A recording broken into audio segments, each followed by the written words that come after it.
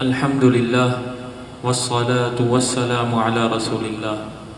جس طرح وضو سے پہلے دعا پڑھی جاتی ہے اور وضو کے بعد بھی دعا ثابت ہے، تو کیا اسی طرح غسل سے پہلے بھی دعا پڑھی جائے گی اور غسل سے کے بعد بھی دعا پڑھنا حضور اکرم صلی اللہ علیہ وسلم سے، احادیث سے، صحابہ سے ثابت ہے؟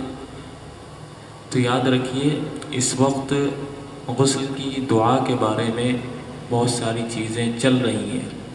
ایک جگہ ہم نے دیکھا کہ یہ بیان کیا جا رہا تھا کہ غسل سے پہلے یہ دعا پڑھی جائے گی، اللہم انی اسألک الجنہ واعوذ بک من النار۔ یا بعض لوگ کہتے ہیں کہ غسل سے پہلے تیسرا کلمہ پڑھا جائے گا اور غسل کمپلیٹ ہونے کے بعد، غسل سے فارغ ہونے کے بعد چوتھا کلمہ پڑھا جائے گا۔ تو یہ بات ذہن میں رکھیے کہ غسل کے بعد اور غسل سے پہلے پڑھنے کی کوئی دعا احادیث سے ثابت نہیں ہے، نہ قرآن سے نہ حدیث سے۔